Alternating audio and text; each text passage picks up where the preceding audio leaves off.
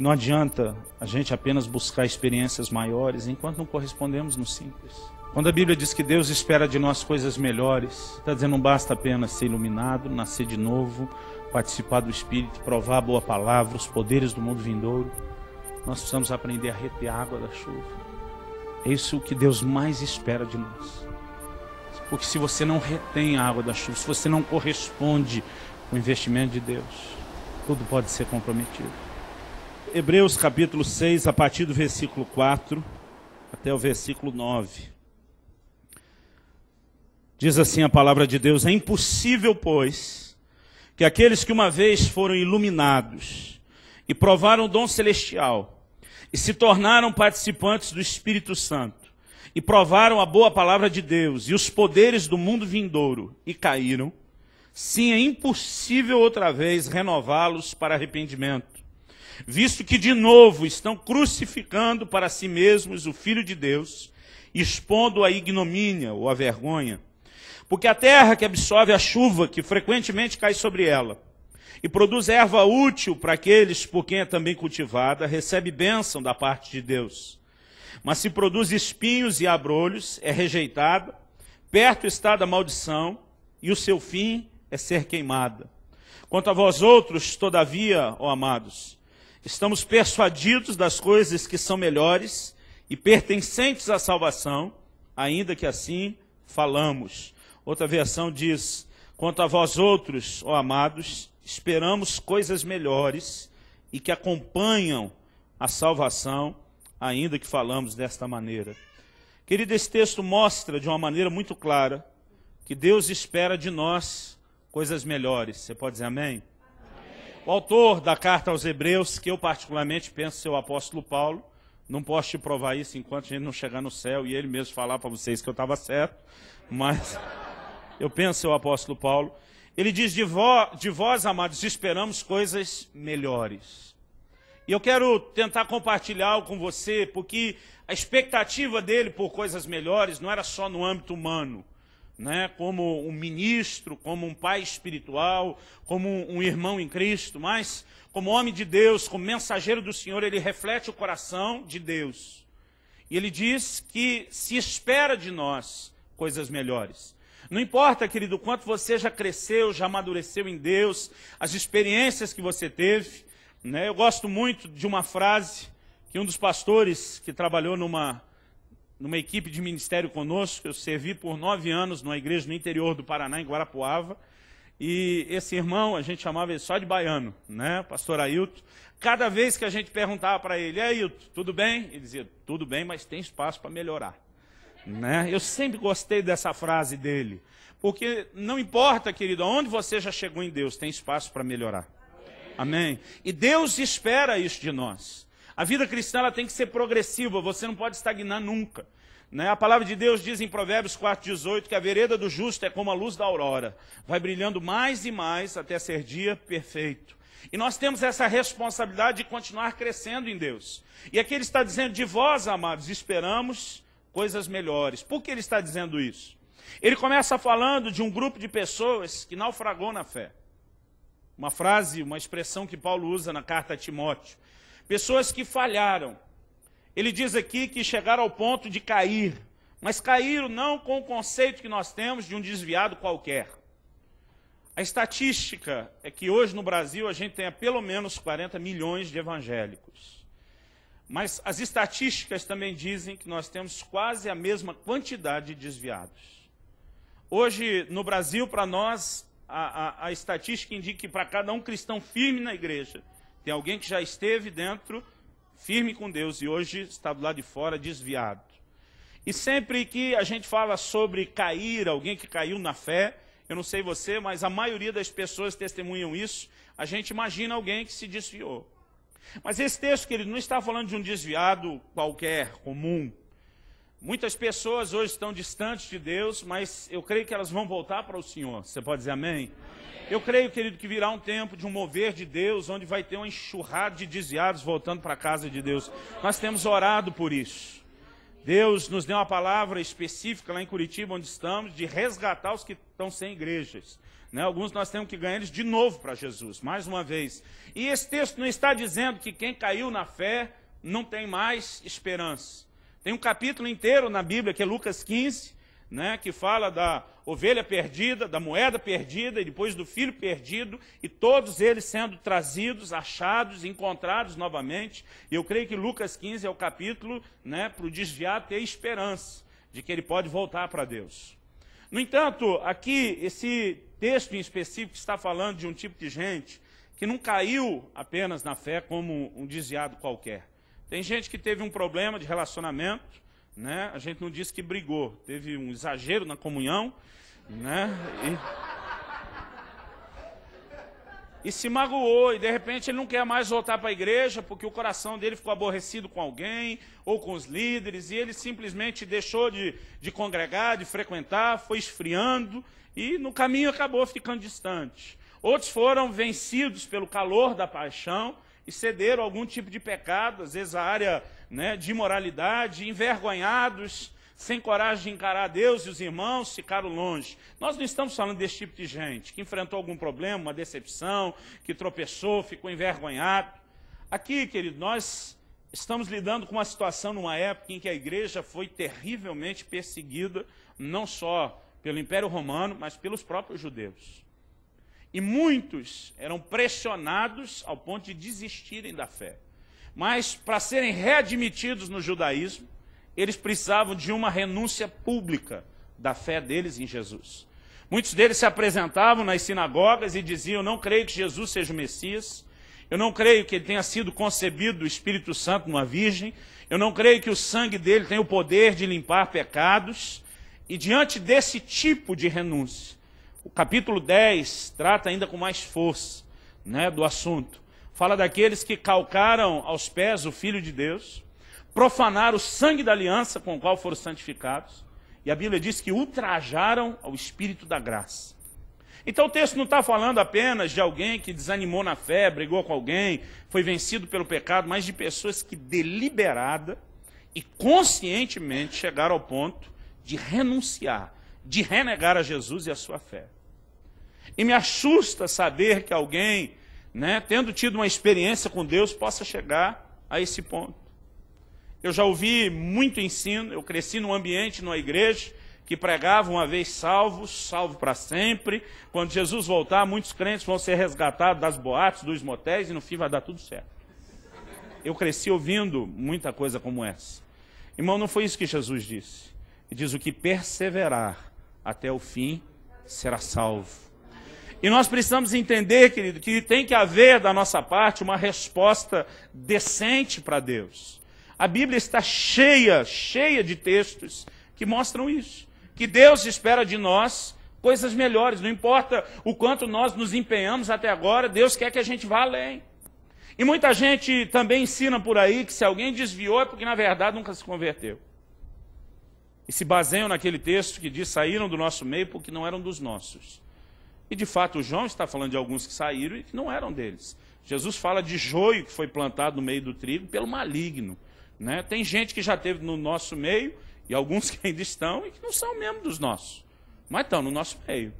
Agora, não quer dizer que alguém que desviou seja somente joio. Né? Muitas vezes você tem o trigo que se perde e o joio que fica. Infelizmente. O que esse texto está dizendo, querido, é que essas pessoas tinham uma experiência genuína com Deus. O versículo 4, preste atenção aí na sua Bíblia, se você tiver sem, pega uma carona aí com o vizinho. O texto diz assim: é impossível que aqueles que uma vez foram iluminados. A palavra iluminado mostra que essas pessoas primeiro tiveram uma revelação de Deus. É isso que significa na Bíblia ser iluminado.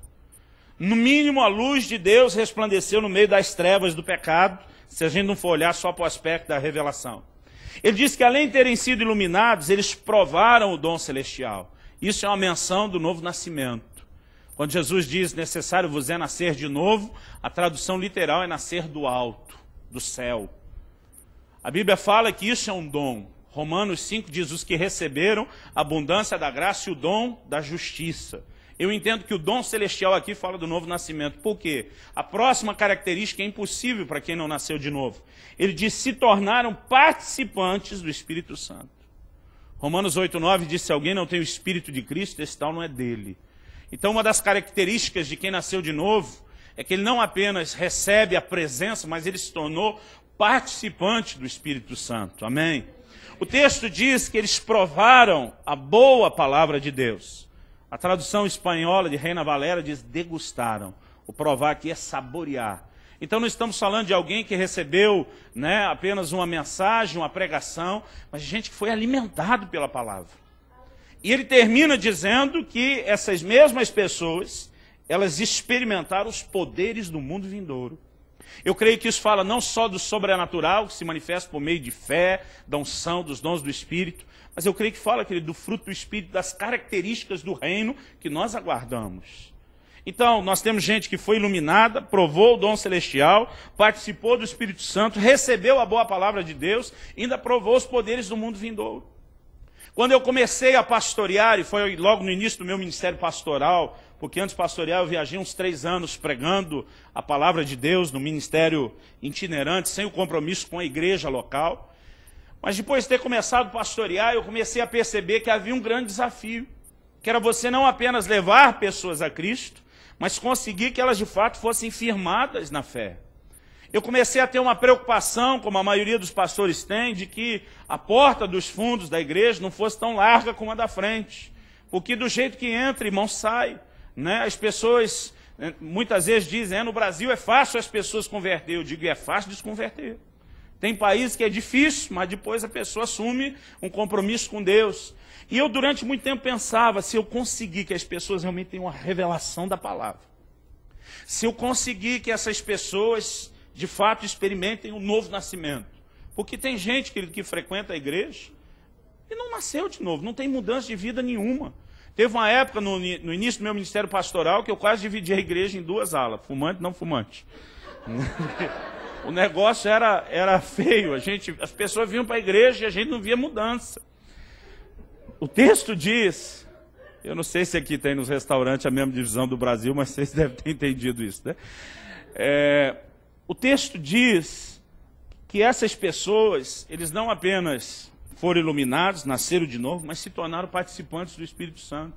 Minha primeira preocupação quando alguém se convertir era ter certeza que essa pessoa foi batizada no Espírito Santo e entendeu o depósito de Deus na vida dela. Eu imaginava se as pessoas, além disso, ainda forem bem alimentadas na palavra, era uma preocupação minha, porque meu ministério é ensino, e ainda andarem no sobrenatural, vendo os poderes do mundo vindouro, eu pensava, está completo. Durante muito tempo, querido, essa lista, não necessariamente nessa ordem, nem comparando com esse texto, porque por muito tempo isso me passou desapercebido, era o que eu, como pastor, imaginava. Se eu conseguir que as pessoas tenham isso, está bom.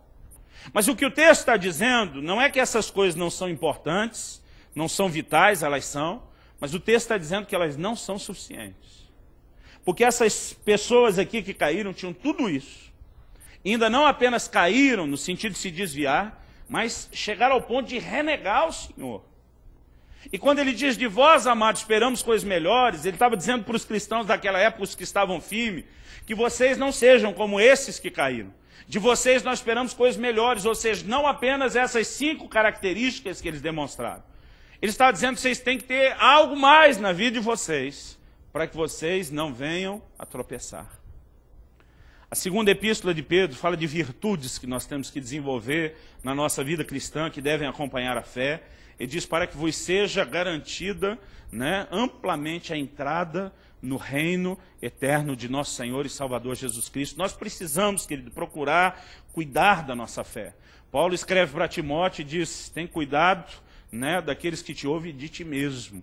Né? Momento nenhum, não importa nem se o cara já era um pastor, um dos melhores obreiros, que um dos melhores apóstolos já teve, ele diz, não deixe de cuidar de você. E a nossa missão e responsabilidade, querido, é não apenas ter abraçado a fé, mas permanecermos firmes até aquele dia onde vamos encontrar o Senhor Jesus. Eu vivo a minha vida, querido, em função de uma frase que eu espero ouvir. Servo bom e fiel, entra no gozo do teu Senhor. Eu vivo a minha vida esperando o dia que eu vou estar diante do Senhor e Ele vai dizer, entra, queridão, você foi um servo bom e fiel. E sabe, querido, eu fico debaixo de um peso que muitas pessoas às vezes não entendem, que nós temos uma responsabilidade de corresponder com o Senhor Jesus. Ele fez um alto investimento, pagou um preço caríssimo pelas nossas vidas, e muitas vezes nós andamos, vivemos e agimos como se a gente não tivesse fazer nada. Como se simplesmente está tudo certo, ele já fez tudo o que tinha que fazer. Paulo escreve aos Filipenses, ele diz, vivei de modo digno da vossa vocação. Ele diz, vocês foram chamados para algo e você tem que respeitar, você tem que viver uma vida decente, que esteja de acordo com a vocação que Deus fez para a sua vida. Alguns anos atrás, eu assisti um filme, não sei quantos vocês assistiram, eu detesto que alguém conte um filme que eu não vi. Mas já faz muito tempo que passou, irmão, então quem não viu perdeu a chance. Por ocasião do cinquentenário da Segunda Guerra Mundial, então isso foi em 98, foi produzido um filme lá nos Estados Unidos chamado Resgate do Soldado Ryan. Quantos chegaram a ver esse filme? Todo mundo? Quem não viu o filme? Ô, gente, tudo bem, eu vou contar o filme para vocês. Vou fazer a versão mais rápida possível, aquela do resumo do DVD atrás, né? A história fala de uma família que teve 4 dos seus filhos convocados para a guerra, né? Dos seus filhos não, eram todos os 4 filhos que foram. E 3 deles morreram, e a família, no caso dos pais, seriam notificados da morte dos 3 filhos no mesmo dia. E suscitam a questão ali nos bastidores se era justo notificar uma família que enviou 4 filhos para a guerra, que os 3 deles haviam morrido, sem poder garantir se o 4º estava bem. Então eles decidem, antes de dar a notícia, localizar, porque tinham que descobrir onde estava, e esse 4º é o soldado Ryan, né? Eles precisavam localizá-lo, achá-lo, então, trazê-lo de volta em segurança para poder dar a notícia dos outros 3. Eles montam um belo de um batalhão para cuidar disso, né? O comandante é interpretado lá pelo Tom Hanks, eu não me lembro o nome do papel dele, né? Mas eles têm ali alguns atiradores de elite, gente boa em todas as áreas, e eles começam a questionar se era justo que por causa de um, que tinha que ser localizado, trazido de segurança, vários deles morressem, porque era uma missão praticamente suicida. E alguém até ironiza, tomara que ele descubra a cura do câncer, tipo, que seja alguém importante, porque o sacrifício que eles iriam fazer é muito grande. Já no final do filme, depois de terem localizado o soldado Ryan, que se não me engano era interpretado pelo Matt Damon, eu não sou tão bom com todos os nomes, mas eu lembro desses dois, Tom Hanks e dele. E quando eles estão trazendo, eles enfrentam uma situação ali de guerra que parece que ninguém vai sobreviver. O comandante, interpretado pelo Tom Hanks, tem uma hora que ele já foi alvejado, ferido, parece que ele está mais para lá do que para cá. Eles estão atrás, acho que de um muro de pedra, de uma ponte, né? Os que assistiram me ajudem aí. Ele chama o soldado Ryan perto dele, uma das últimas palavras dele para o soldado Ryan é a seguinte: faça valer a pena. Irmão, na hora que eu estava assistindo o filme, a sensação que eu tive é que eu saí da frente daquela cena da televisão e minha mente viajou. Que nós, os crentes, não pensamos em outra coisa, né, irmão? A gente tenta conversar de futebol, de tudo, nós só terminamos falando de Deus, das coisas de Deus. Não tem jeito. Outro dia um cara que não era crente falou, vocês não têm outro assunto, não? Eu falei, não temos. A gente tenta fingir que tem e... Enfim, termina tudo nisso. E na hora que eu ouvi aquela frase, irmão, aquilo mexeu comigo, porque o filme começa e termina com o soldado Ryan já idoso, ele está rodeado da mulher, dos filhos, aparentemente dos netos, e ele está naquele lugar que eu nunca lembro o nome, Kelly, que não é um cemitério, é um memorial aos que morreram na guerra. O corpo não está lá, mas tem os nomes, tem um nome para isso, se alguém souber depois me ajude, que eu nunca me lembro. E o filme começa e termina com ele naquele local, onde existe o nome de todos os soldados que morreram naquela missão de resgatá-lo. Ele já velho, rodeado da família, chorando, né, diante do lugar que tinha o nome. O filme começa e termina com essa cena, com ele dizendo, eu tentei viver da melhor forma possível. A história, a essência do filme, fala de alguém que ficou profundamente impactado pelo sacrifício que fizeram por eles. E como uma dívida de gratidão, como uma resposta, uma decência de alguém que viu pessoas pagarem um preço tão caro para que ele tivesse ali vivo, Ele diz, eu tentei viver da melhor forma possível por causa do que vocês fizeram por mim. E aquilo, querido, me fez realmente chorar. Porque quando Tom Hanks fala para ele, e eu já imaginava que o filme terminaria da forma como começou, com aquela cena de gratidão. Quando o comandante fala ali para ele, né, faça valer a pena, eu viajei. Né? Eu me imaginei, alguém perguntou, pastor, foi uma visão? Eu falei, não, foi imaginação. Né? Eu me imaginei na frente da cruz, no Monte Calvário. Jesus pregado naquela cruz e ele dizendo para mim, faça valer a pena. Querido, o preço pago por mim e por você foi muito alto para que a gente brinque com a nossa vida cristã. Ninguém faz nenhum tipo de investimento sem esperar retorno. Nenhum agricultor planta por hobby. Ah, se der colheita, bom, se não der, tudo bem. Todo mundo investe esperando retorno. Ninguém compra ações na bolsa porque era traumatizado, não podia brincar de banco imobiliário quando criança. Agora ele joga dinheiro fora. A pessoa compra ação porque ela quer ter o retorno, quer ganhar dinheiro. Ninguém faz nada. E, querido, não pense você que com Deus é diferente. Jesus contou uma parábola dizendo que o dono de uma vinha arrendou a vinha a uns lavradores e disse que ele queria receber os frutos. Porque não recebeu, ele troca aquele grupo de lavradores por outro, que ele diz, a seu tempo eles vão entregar os frutos.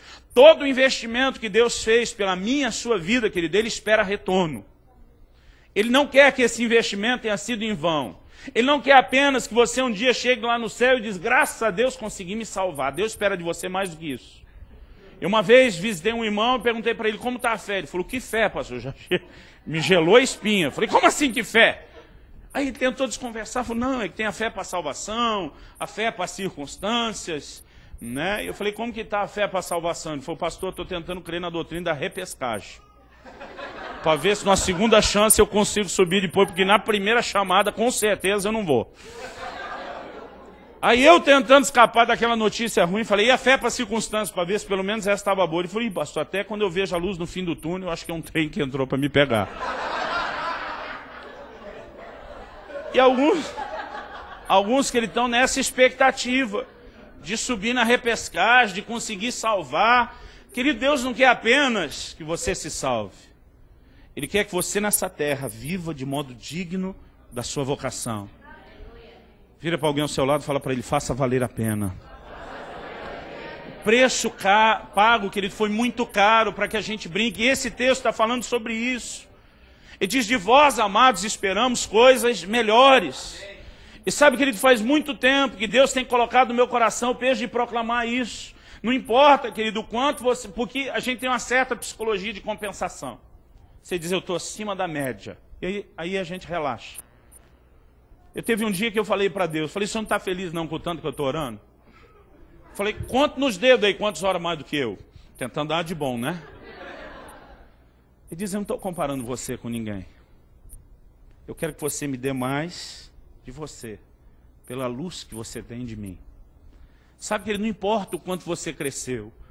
Se não me engano, foi Miqueias que diz, não é aqui o vosso descanso. Vai ter um dia, irmão, que você vai descansar de tudo. Aqui não. Aqui realmente não. E Deus espera que haja no nosso coração essa consciência. Eu tenho que dar uma resposta melhor para Deus. Eu tenho que viver de forma melhor para Deus nessa terra. Eu não posso andar na corda bamba como essa turma que andou e caiu. E o pior, querido, que não só caiu, a Bíblia diz, caíram a ponto de não mais poderem ser renovados. Ninguém se engane. Há uma linha, querido, eu não sei te dizer onde ela está, na minha e na sua vida. Mas há uma linha que se for atravessada não tem mais volta. A Bíblia diz, buscai ao Senhor enquanto está perto, invocar enquanto se pode achar. Significa que uma hora ele não vai mais estar perto, nem vai poder ser achado. Alguém falou para mim outro dia, mas pastor, isso não é quando a pessoa morrer? Eu falei, não, senão a Bíblia dizia buscar o Senhor enquanto está vivo. O que é a coisa mais óbvia. Nós temos a responsabilidade, querido, de buscá-lo, e buscá-lo enquanto podemos achar, e não brincar com aquilo que nós temos. A Bíblia fala de gente entrando nas bodas e sendo jogado fora, porque estava com vestes indignas. Veste na Bíblia fala da condição da sua vida diante de Deus. Ninguém se engane, querido, nós temos que demonstrar, né, uma consciência de que temos que corresponder com o investimento de Deus e dar o nosso melhor. Deus deu o melhor dele por nós. E eu te digo, querido, ele espera que você dê o seu melhor a ele. Tem muita gente vivendo uma vida cristã medíocre, meia boca, como a gente diz lá no Brasil. E sabe, muitas vezes o cara ainda está achando que está fazendo muito para Deus. Né? Porque está dizendo, eu podia estar lá no pecado, eu podia estar fazendo isso, aquilo. Como quando você disse que podia a situação estar pior, justifica um momento. Alguém já te pediu dinheiro desse jeito lá no Brasil? Eu podia estar roubando, matando, não é? Você, nossa, o cara não está fazendo tudo isso, está muito bom. Está muito bom por quê? E muitas vezes nós temos essa conversa para Deus, parece estar dizendo, eu podia estar roubando, matando, só estou fazendo esse pecadinho. Né? Isso não ameniza as coisas, querido, Deus espera de você o melhor. A minha preocupação como pastor, na minha igreja local, quando estamos viajando, servindo o corpo de Cristo, é ter a certeza de que nós vamos conseguir que o maior número de pessoas que não só vieram à igreja, possam ter um encontro com Jesus e fiquem firmes até aquele dia de entrar na glória. Agora, a Bíblia diz para isso, que não basta apenas ter sido iluminado, não basta apenas ter provado o dom celestial, não basta apenas ser participante do Espírito Santo, não basta apenas ter provado a boa palavra de Deus e nem só experimentado os poderes do mundo vindouro. Todas essas coisas são importantíssimas, são vitais, não tem como você viver a vida cristã sem elas. Mas eu quero te dizer hoje que elas não são suficientes para que você permaneça de pé. Você precisa mais do que isso para completar a sua carreira e chegar naquele dia diante de Deus. E quando eu comecei a olhar para isso, ele fala de coisas melhores e que acompanham a salvação. Todas essas coisas têm a ver com a sua salvação, acompanham ela. Mas a Bíblia diz que Deus espera de nós coisas melhores. E eu fiquei me questionando o que pode ser algo melhor ainda do que ter sido iluminado, nascer de novo, participar do Espírito Santo, provar a boa palavra de Deus, os poderes do mundo vindouro. O que mais que Deus espera de mim e de você e que vai ser a garantia de que a gente não tropece como essas pessoas que tropeçaram. E depois de um processo de anos, querido, meditando nesse texto, lendo, relendo, orando, lendo de novo, e houve um dia que eu não sei dizer quando, Deus me chamou a atenção para esses versículos 7 e 8. Porque do versículo 4 até o 6, a Bíblia fala sobre a gente não cair como os demais. E depois o 9 diz que nós temos que ter algo melhor do que eles. Mas durante muito tempo eu não vi o texto dizer que coisas melhores são essas que Deus espera de nós. Mas eu percebi que no versículo 7 e 8 tem uma parábola, uma alegoria, uma ilustração, onde o autor de Hebreus diz assim, porque a terra que absorve a chuva, que frequentemente cai sobre ela, e produz erva útil para aqueles por quem é também cultivada, recebe bênção da parte de Deus. Mas se produz espinhos e abrolhos, é rejeitada, perto está da maldição e o seu fim é ser queimada. Eu comecei a perceber que Deus está falando em figura. Por quê? O texto fala de crentes que caíram, eu vou chamar de crentes ruins, de baixa qualidade, e outros que estão firmes para quem está se dizendo de vós, amados, esperamos coisas melhores. Depois de falar de crente bom e crente ruim, né, não é nem depois, no meio disso, ele entra com a história de terra boa e terra ruim. Terra que produz fruto que agrada a Deus e atrai a bênção de Deus, e terra que frutifica, né, produz alguma coisa que não dá nem para chamar de fruto, são espinhos e abrolhos. A Bíblia diz que está perto da maldição e o fim é ser queimado. Quando a Bíblia fala que o fim é ser queimado, que fica evidente para mim que a Bíblia não está falando a respeito de terra, que a terra não queima. Eu, quando criança, tive minhas inclinações piromaníacas, eu acho mais bonito falar assim do que incendiário, né? Irmão, eu gostava de fogo. Eu fazia assim todo tipo de experiência, né? Eu lembro quando eu inventei o maçarico caseiro. Era novidade o desodorante aerosol na época. A gente botava fogo, ficava aquele negócio assim.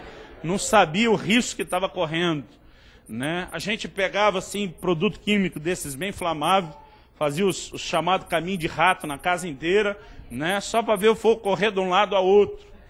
Uma vez fizemos uma aposta, eu, meu irmão mais velho e um primo, para ver quem ficava com a cara mais perto do pote, do vidro de álcool, quando a gente jogasse o fósforo aceso. Irmão, aquilo explodia por lá mais alto que o telhado da casa, e a gente ali, ó, com a cara na frente. Alguém disse que os anjos responsáveis pelo nosso cuidado viviam estrupiados, de tanto trabalho que a gente dava quando criança. Irmão, eu botava fogo em tudo quanto é coisa, que eu, né, assim, respeitando a propriedade alheia, né? Só queimava assim, mato seco, em terreno, essas coisas, mas fazendo o possível para nunca ter que envolver o corpo de bombeiros, né? Irmão, chegava a misturar pólvora na terra, né? A pólvora queimava, a terra não mudava nem a aparência. Às vezes pegava um pouquinho de cheiro, mas não mudava a aparência. A terra não queima, eu lhe garanto isso. O texto não está falando de terra. O texto usa a figura da terra para falar de crentes. Crentes que recebem a bênção de Deus e crentes que estão perto da maldição. E se continuar do jeito que estão, o seu fim é ser queimado. Vai ser vizinho do cão por toda a eternidade. Né? Vai para o inferno. É isso que a Bíblia está dizendo. E aí ele mostra que a diferença entre um e outro é o quê? Não é só que uma terra dá fruto bom e a outra dá fruto ruim. Existe uma razão pela qual uma terra dá fruto bom e é a mesma razão, né, que faz com que a outra terra não frutifique. Uma, diz aqui a Bíblia, ela absorve a água da chuva. A Bíblia não diz que ela dá fruto porque chove sobre ela. A Bíblia diz que ela retém. Outra versão diz retém. Alguém tem essa versão que diz retém? Em vez de absorve. No versículo 7. A terra que retém a chuva. Outra versão diz embebe. Alguém tem embebe? Ok. Está falando de uma terra que consegue segurar a água que cai sobre ela. A terra boa, querido, não é uma terra que recebeu chuva apenas. É uma terra que consegue segurar a água da chuva. Então o texto não está dizendo que choveu sobre uma e sobre a outra, não. Porque a verdade, querido, é que Deus faz chover sobre todo mundo. A profecia do derramar do Espírito, dita por Joel anos antes de acontecer, era: derramarei do meu Espírito sobre toda a carne. A chuva do Espírito, querido, vem sobre todo mundo. Todo mundo. Só que tem pessoas que correspondem e tem pessoas que não. A chuva é na Bíblia uma figura do Espírito Santo, mas eu não quero falar que isso está ligado à ação do Espírito Santo só porque a chuva em outros lugares representa o Espírito Santo. Eu diria dessa forma, a chuva é o investimento de Deus para que a terra frutifique. Algumas terras sabem segurar aquilo que Deus dá e outras não. Eu tive uma casa quando morava em Guarapuava, no interior do Paraná. Eu e a Kelly compramos a casa, era essas casinhas de coab pequena, e a gente reformou ela, transformou ela num sobrado. E eu me lembro que a frente assim era bem inclinado o terreno, porque a altura do terreno era bem mais alta do que o da rua. E a Kelly um dia comentou, falou: olha, eu queria tentar nivelar aqui esse terreno na altura do muro e poder fazer um jardim. Então eu lembro que eu chamei o construtor, falei para ele: olha, enche esse negócio de terra aí que minha mulher quer fazer um jardim. Ele falou: pastor, o senhor está louco? Eu falei: como assim louco? Ele falou: se o senhor encher de terra, esse muro não aguenta. Né? Aí eu fui para a Kelly e falei: se encher de terra, o muro não aguenta. Ela falou: não, se encher desde lá de baixo, não, mas tem uma forma, ele com certeza vai te explicar. Ela falou: eu acho que precisa, na época eram uns 30 centímetros, que a Kelly falou de terra. E eu fui lá e falei: olha, a Kelly disse que não é só terra, que você tem uma forma. Eu falei: não, então deixa eu fazer. Eu falei: o que você vai fazer? Ele falou: eu vou pegar os entulhos da própria construção que nós estamos quebrando aqui, em vez de ter que levar embora, nós vamos encher isso até uma altura, depois nós vamos colocar uma pedra menor por cima e nós vamos botar os 30 centímetros de terra. Eu falei: por que tudo isso? Ele falou: porque quando chove e a água segura a chuva, vai ficar pesado e o seu muro não vai aguentar. Eu falei: mas é reforçado. Ele falou: pastor, o senhor não faz ideia. Ele disse: então nós vamos furar lá embaixo o muro, colocar alguns canos, mais uma pedrinha, né? O irmão está ganancioso. E ele diz: nós vamos colocar um cano lá para dar vazão à água. E eu obedeci o que ele falou, o muro está lá até hoje. Né? Outro irmão comprou a casa, o muro ainda ficou garantido. Um outro colega que morava no bairro fez um muro, né? Fez um aterro com esse mesmo irmão, não ouviu ele, falou: não, pode botar a terra. E eu me lembro quando deu uma chuva daquelas, né? Metade do muro veio abaixo, porque realmente não aguentou. E eu comecei a perceber, querido, que existe terra e terra. Dependendo do tipo do terreno, a terra, se for muito pedregosa, ela não consegue reter a água da chuva. A água simplesmente passa, vai embora. Dependendo do tipo da terra, ela vai segurar a água. Isso faz toda a diferença para uma produção, faz toda a diferença se tem um muro como esse. E Deus não está falando que uma terra recebe chuva e outra não. Ele está dizendo que uma sabe segurar a chuva. E Deus começou a falar ao meu coração, querido, sobre um princípio que a igreja precisa compreender. Eu passei os primeiros 3 anos do meu ministério viajando em 2, 3 cidades por semana, levando, uma única mensagem a respeito do mover do Espírito, de avivamento. E, querido, eu via das coisas mais extraordinárias que você puder imaginar. Gente que no fim de semana era salvo, liberto, curado, cheio do Espírito Santo, recebia milagre de Deus, uns ainda ganhavam de bônus um arrebatamento, um passeio lá na glória, eram coisas assim fantásticas. Às vezes eu voltava 2, 3 meses depois na mesma igreja, cadê fulano? Desviou. Aquele que experimentou aquilo tudo, Isso me deixou muito tempo em crise. Eu dizia, Deus, como alguém pode experimentar tanta coisa da sua parte e depois jogar isso tudo pela janela?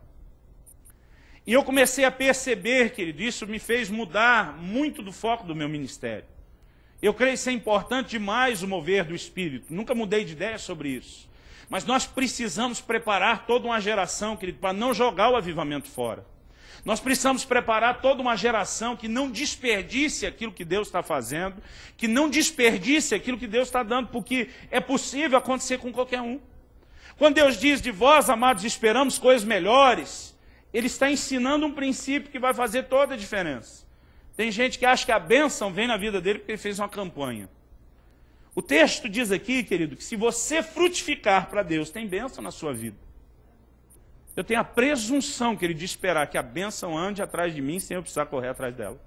Porque Deus diz lá em Deuteronômio 28, se você ouvir a minha palavra, andar nos meus caminhos, Ele diz, essas bênçãos virão atrás de ti e te alcançarão. A Bíblia está dizendo que a bênção vai correr atrás de você e você não vai conseguir fugir dela, ela vai acabar te pegando. Aleluia. Mas se você não corresponde com Deus, você está perto da maldição. Não adianta fazer campanha do jeito que for, querido. Não há bênção que permaneça sobre a vida de alguém que não está andando nos princípios de Deus. Mas eu comecei a entender o que Deus realmente está falando a respeito dessa chuva. Há um derramar do Espírito, querido. Independente se você sentiu arrepio no culto ou não, se você falou em língua, se você teve uma visão ou não, há um derramar do Espírito, uma liberação de Deus sobre nossa vida todos os dias. Todos os dias. Deus tem feito um investimento. Jesus diz, olha, convém que eu vá, mas eu vou enviar um outro ajudador para não deixar vocês órfãos. O que Jesus estava dizendo? Vai vir alguém no meu lugar para continuar o que eu comecei. E sabe, querido, nós precisamos entender que se precisamos ser gratos a Deus por Jesus, nós precisamos ser igualmente gratos pelo Espírito Santo. Porque sem a ação dele na nossa vida, a continuidade da obra de Cristo está comprometida.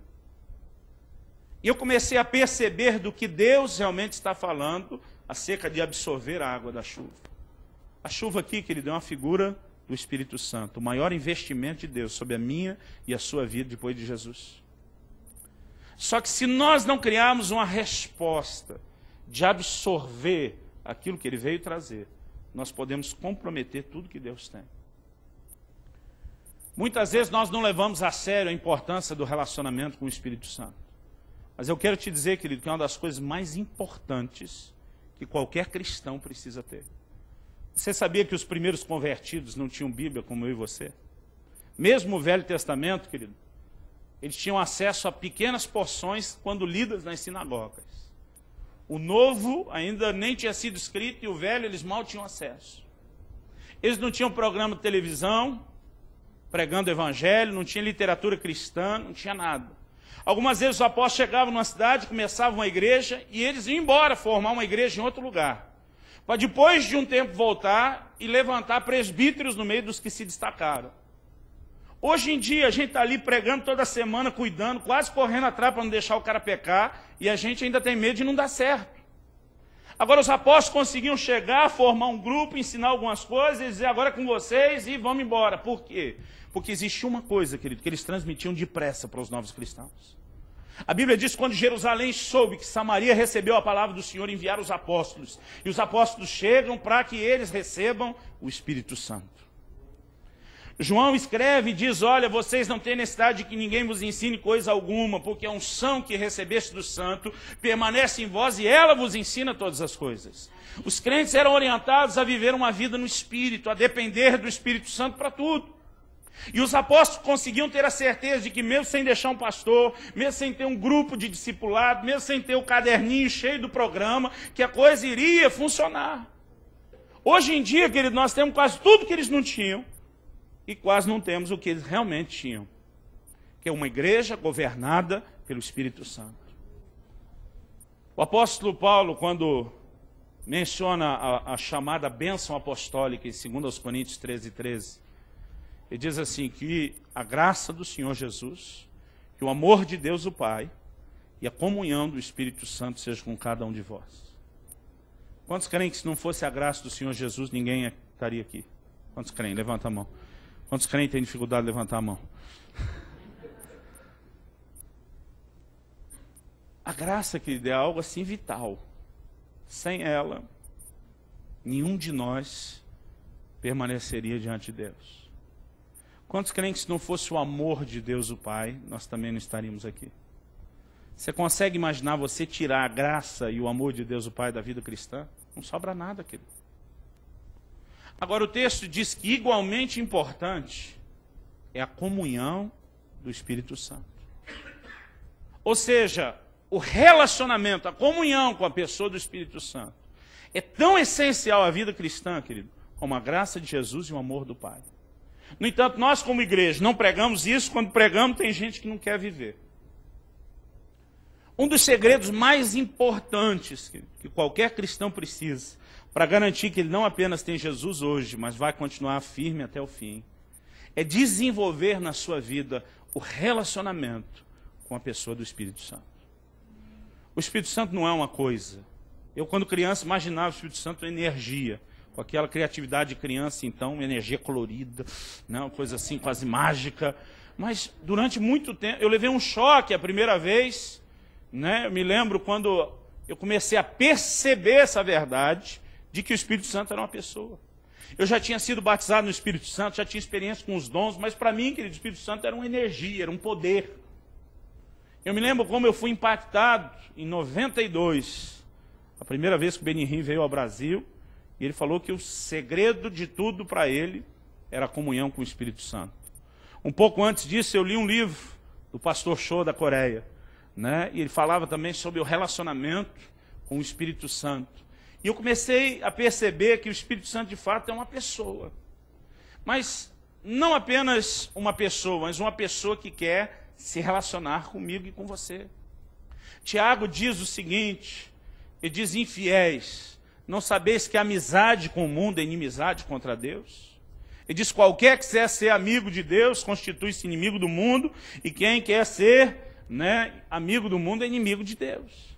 Aí no versículo seguinte, o versículo 5 de Tiago 4, ele diz, ou não sabeis que o Espírito anseia por vós até o ciúme.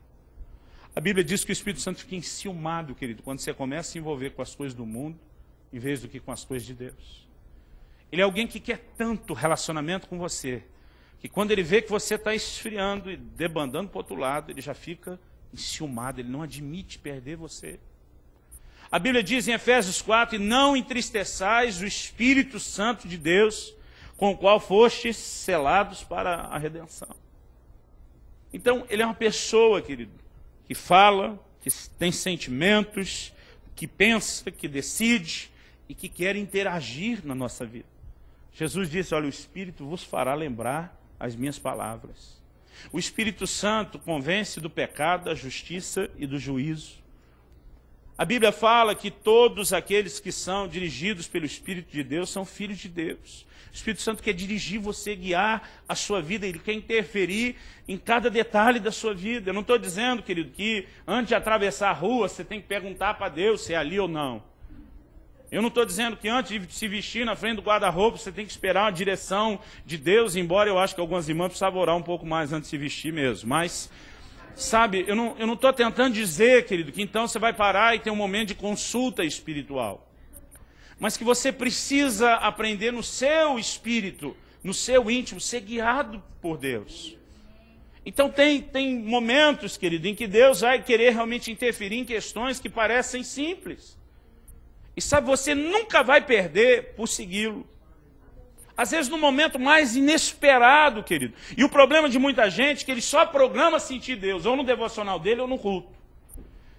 Talvez as minhas melhores experiências com Deus, querido, não sejam nos cultos. Muitas vezes a experiência que eu tenho com ele, ou até ministrando às pessoas, são momentos que eu nem espero, que eu nunca imagino. Eu nunca sei quando Deus vai fazer alguma coisa. É por isso que a gente tem que estar ligado o tempo todo. Eu me lembro de uma ocasião que estávamos viajando, a Kelly estava comigo, as crianças. Isso não deve fazer muito tempo, que a gente já estava com o carro que está, então tem que ser menos de 3 anos.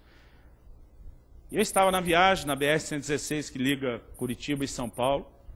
E estava já de noite, e eu estava assim meio cansado, não me sentindo muito atento. Então, apesar do lugar onde a gente está, a maior parte da pista hoje é pista dupla, eu não sei, me deu um negócio, eu decidi a uma certa distância andar atrás de um caminhão. E fiquei ali um bom tempo. De repente, no meu espírito, me veio uma impressão, não ouvi uma voz, não foi nada espetacular, de que eu tinha que sair de trás daquele caminhão. E eu tentando me perguntar por quê, nós estamos passando numa cidade, ele estava até numa velocidade mais lenta, mas aquilo que ele era algo tão forte que a sensação que eu tinha que não podia discutir. E eu tentei corresponder àquele sentimento o mais rápido possível e sair da pista que eu estava para outra, não vi ninguém atrás.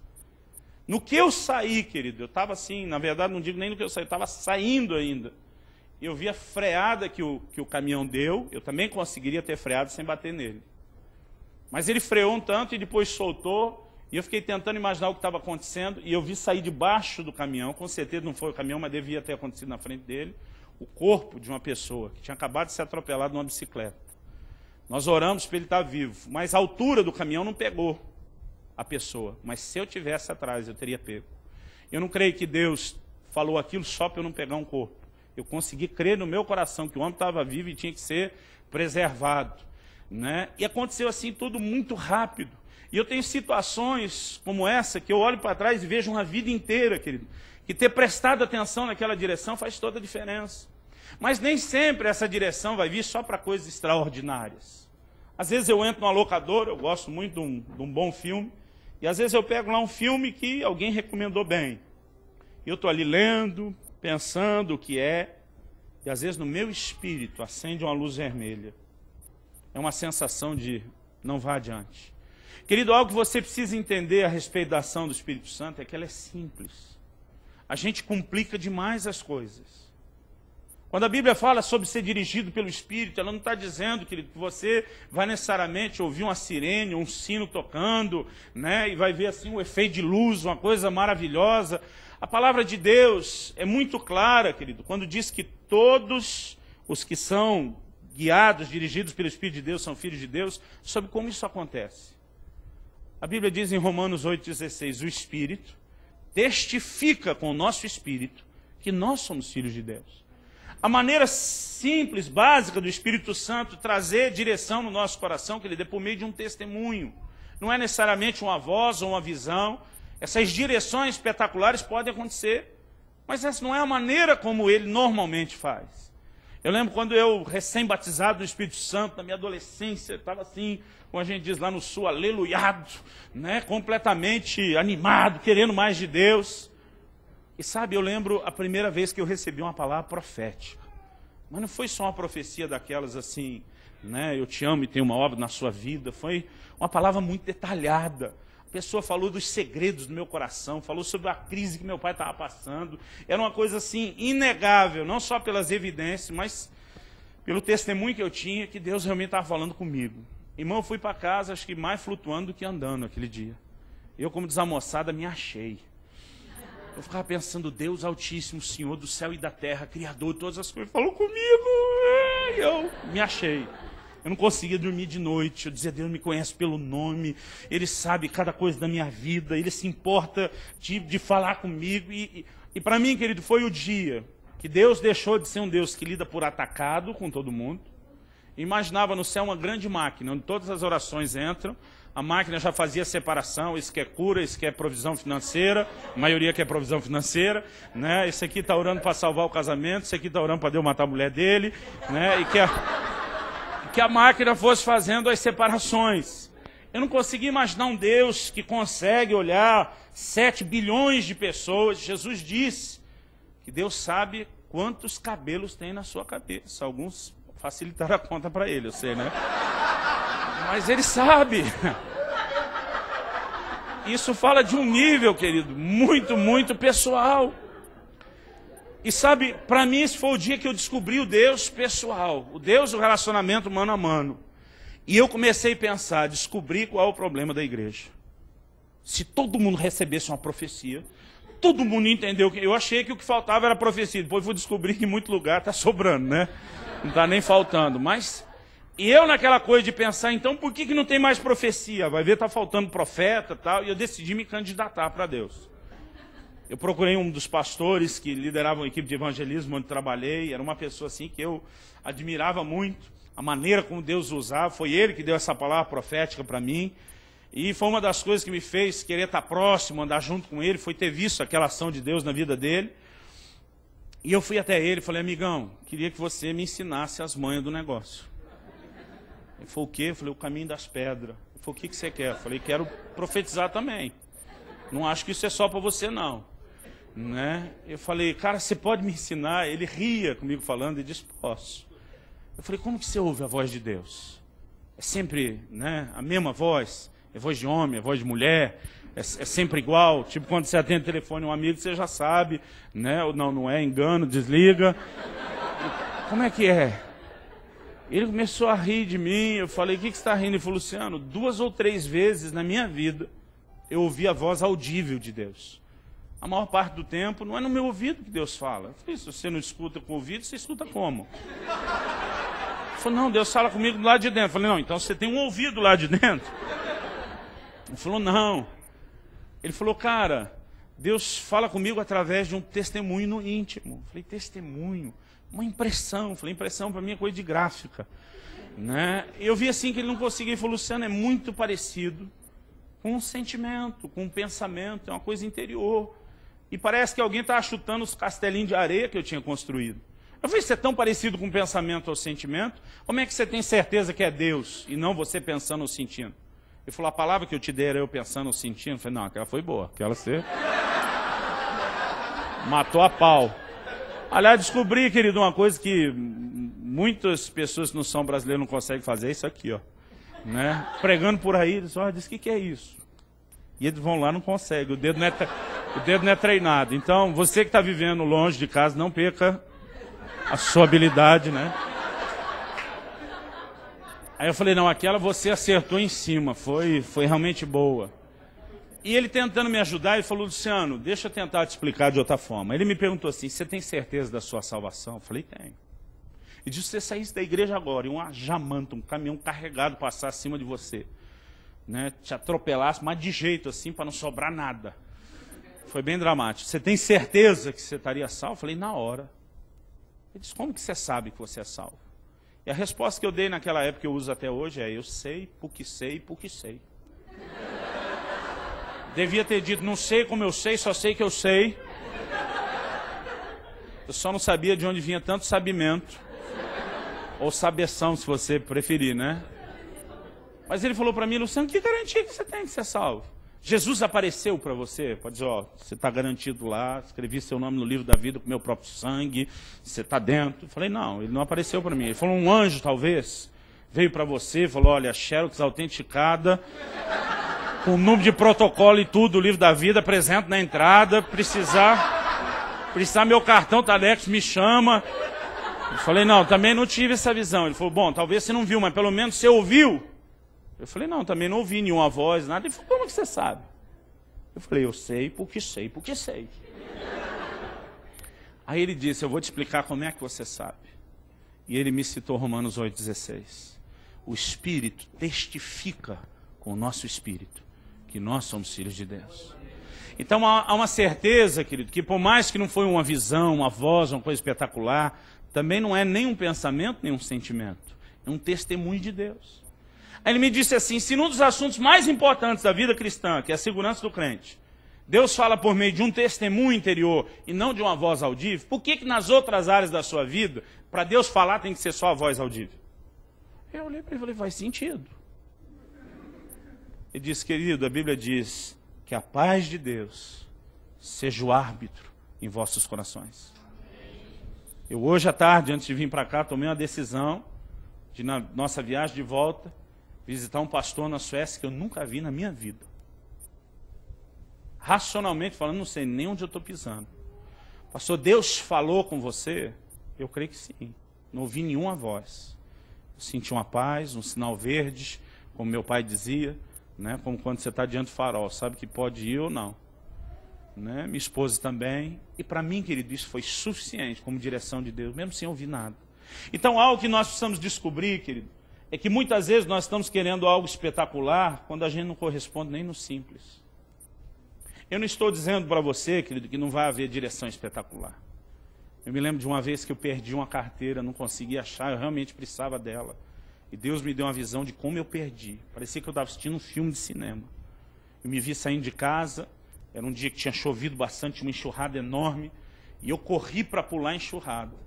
Era um dia frio lá do sul do Paraná, eu estava com um sobretudo, e a carteira que eu usava era grande, né? E eu tinha colocado ela no bolso do sobretudo, estava assim, metade dentro, metade fora. E eu vi na visão o que aconteceu quando eu pulei. Quando eu vim correndo e ergui a perna no movimento para pular, eu bati por dentro do sobretudo e a carteira foi jogada para fora. Na visão eu vi aquele carteirão, né, com zoom, grandão na tela de cinema, saindo. Eu corri para frente de casa, cadê a carteira? Nada. Eu falei, Deus, não é possível, eu quase nunca tenho uma visão e o Senhor ia me dar um negócio que não funciona. E eu procuro nada. Eu falei, Deus, me mostre direito, que a visão parou assim no meio, né? Na hora que eu orei, querido, veio a continuação da visão. Eu vi o carteirão saindo, slow motion, em câmera lenta. Eu vi o carteirão saindo e eu vi onde ele caiu, na enxurrada. A hora que a carteira, na visão, caiu na enxurrada, é como voltasse a velocidade normal, eu vi ela embora na enxurrada. E o Senhor falou, acha o próximo bueiro que sua carteira está lá. E fui até o bueiro, era uma chuva muito forte, tirei muito galho de árvore e folha, e a carteira estava lá, eu achei o máximo. Alguns meses depois fui pregar na igreja de um amigo nosso no Canadá, e a gente estava falando sobre ser dirigido pelo Espírito Santo, e eu todo cheio de mim, contei a visão que eu tive de como Deus me mostrou a carteira, e todo mundo, uau! E quando eu achei assim que eu estava ganhando,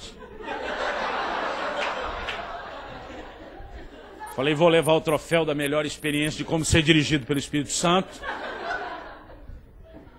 Já estava até tocando na minha cabeça a música, tá chegando a hora. Aí ele falou, olha, Luciano, essa é muito boa, mas eu tenho uma melhor para contar. Eu sorrindo por fora, fingindo interessado, é mesmo? Ele falou, não foi comigo não. Ele falou, eu não tenho nada melhor que a sua. Ele falou, mas eu fui testemunha ocular de uma experiência. Estávamos falando de um pastor antes de vir para cá no carro, foi ele que teve essa experiência. Ele disse, você conhece fulano de tal? Eu falei, conheço, o cara viaja o Brasil e o mundo. Ele falou, pois é. Ele abençoou muito a nossa família, na história da nossa vida, nos levou a conhecer o Espírito Santo, o avivamento. Falei para ele, ó, um dia quando estiver pelo Canadá, o senhor anda o mundo, me visita. Ele falou, 3 meses depois ele me liga. Estou aqui no Canadá, quero te ver. Aí ele falou, fui na reunião onde ele ia ministrar pela manhã, e à tarde ele ia ministrar em Toronto. Ele falou, a cidade que eu estava, como a minha aqui, é cerca de 1 hora só de Toronto. E o pastor pediu ao pessoal que trouxe ele para a reunião e ia levá-lo de volta para Toronto, pediu que ele queria ficar comigo, almoçar comigo. E como eu já tinha morado em Toronto, que eu mesmo levaria ele para a reunião, me deram o endereço, combinamos tudo. Ele falou, quando eram 4 da tarde, o culto era às 6. Eu saí, pensei, nós chegamos 1 hora antes, tem tempo ainda de procurar o endereço. E ele falou, só que não conseguia achar o endereço de jeito nenhum. Perguntava para um, me mandava para um lugar, perguntava para outro ainda, e não tinha quem soubesse, nem guarda de trânsito, me explicar esse endereço.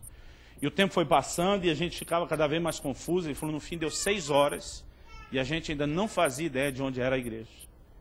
Foi esse pastor falou para mim, encosta o carro. Ele falou, eu gelei. Ele falou, é daqueles da antiga. Eu falei, vai me dar uma bronca daquelas. Encostei o carro e ele falou assim, o velhinho nem falou comigo, ele só fez uma oração e disse, Deus, você me trouxe a esse lugar para estar naquele culto. A única pessoa que não me quer naquela reunião é o diabo, que sabe o que o Senhor vai fazer, então eu não aceito não chegar nessa reunião. Ele diz, nós tentamos tudo no nível natural, procuramos, pedimos ajuda, e nós não temos mais nem tempo de errar outra, porque a reunião está começando, e eu não devia estar aqui. Então ele disse, Espírito Santo, você conhece a cidade melhor do que ninguém. Você conhece a cidade melhor do que o homem que projetou. Então estou pedindo a você agora, me leve a essa igreja. Ele terminou a oração, falou para o Frank, esse amigo nosso, liga o carro. Ele deu a partida, disse, segue reto. vira direita, esquerda, faz meio balão. Querido, um homem que não sabia nem falar bom dia, boa tarde ou boa noite em inglês, que mesmo se tivesse tudo sinalizado explicando, ele não entenderia.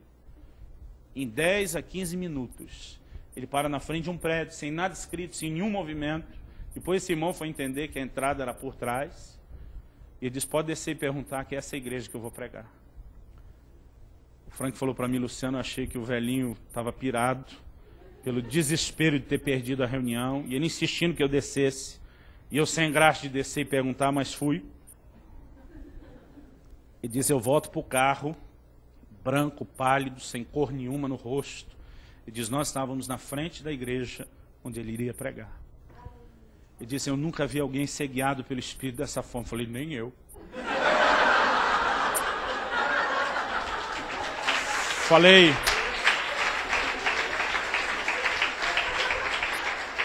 Falei para ele, essa realmente foi melhor. Me deu um negócio dentro de mim, irmão. Eu saí da mesa, eu pedi licença para eles, eu corri para o quarto onde eu estava hospedado. Eu caí de joelho, eu comecei a chorar, não sei explicar o que aconteceu, mas Deus me pegou de jeito. Eu estou crendo que Ele vai fazer a mesma coisa com você hoje. Eu comecei a chorar, querido. Eu entrei num desespero em Deus, que eu não consigo te explicar. Minha vontade era arrancar os cabelos. Eu falei, Deus, eu quero ser guiado pelo Espírito Santo. Eu quero mais do que aquilo que eu tenho. Eu falei, a da carteira foi ótima, mas eu quero que esse cara tenha. Eu preciso ir além, eu quero te clamar por mais. Eu estava ali, querido, em agonia, em desespero, com a certeza de se tem uma hora que Deus vai ouvir minha voz, é hoje. E de repente o Espírito Santo falou comigo e disse, filho, algo que eu quero que você entenda, e eu quero que você proclame isso para a minha igreja. Ele diz, a minha palavra diz que quem é fiel no pouco, também será fiel sobre o muito. Mas quem é infiel no pouco, ele vai ser infiel no muito.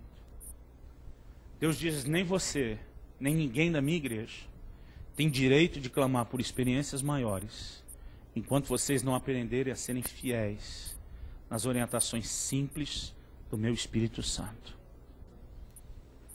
Ele diz, não pregue uma mensagem de orientações espetaculares, nem desafie ninguém a orar por isso. Ensine as pessoas a corresponderem comigo no que é simples.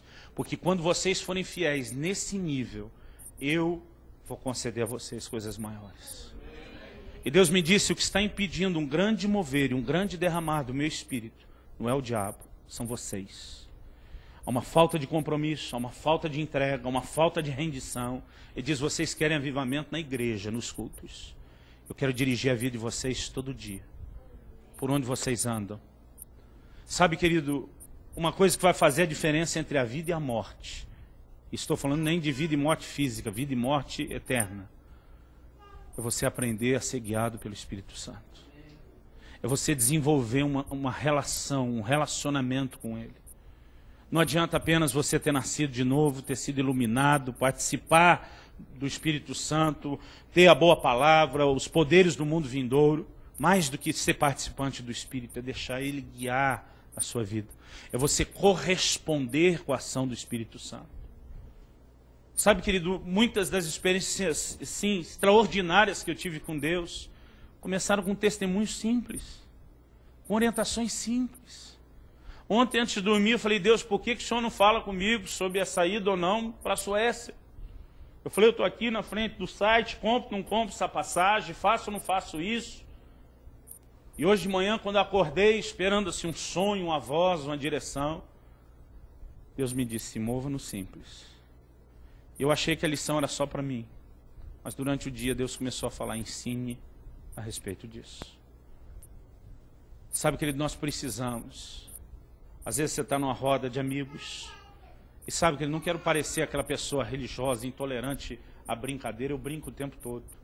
Eu gosto de fazer uma bagunça, você não faz ideia. Mas eu sei a hora que eu passo do limite, sem que ninguém precise me dizer.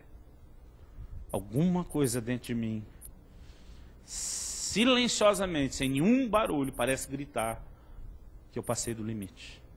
Quando você está no meio de uma roda de amigos e de repente começam a contar piadas e falar de coisas indecentes, às vezes você sai de lá com peso no coração, uma sensação de desconforto. Isso não é apenas a sua consciência, é mais do que isso. É o Espírito Santo dentro de você. Às vezes você teve lá um fight, uma comunhão excessiva no casamento, ou com seus pais, ou com um irmão, e depois seu coração está lá magoado, e você está indignado, e você diz, nem se estiver rastejando, não perdoo. Algo dentro de você começa a advogar em favor da outra pessoa. Já sentiu isso? Mas pensa em quanta coisa boa vocês já tiveram juntos. Lembra disso, lembra daquilo. E às vezes, querido, parece até que você é um esquizofrênico, com dupla personalidade, porque você se vê conversando com você mesmo. Mas na verdade, é o Espírito Santo lá dentro de você. Daqui a pouco você está lá orando, adorando a Deus, você quebranta, chora, não aguenta, vai lá e perdoa. Sabe, querido, nós precisamos entender que há uma ação simples de Deus. Outro dia um irmão chegou para mim e falou, olha pastor, eu creio que assim, como tem gente surda no natural, acho que eu sou um surdo espiritual. Falei, por quê? Ele falou, eu nunca ouço a voz de Deus. Eu estava falando sobre essas experiências. E na hora que ele me falou isso, o Espírito Santo falou, pergunta para ele, por quantas noites ele já vem acordando às 3 da manhã em ponto. Falei, irmão, deixa eu te fazer uma pergunta que Deus me mandou te fazer. Quantas noites faz você vem acordando às 3 da manhã em ponto? Ele me levou um susto, me olhou.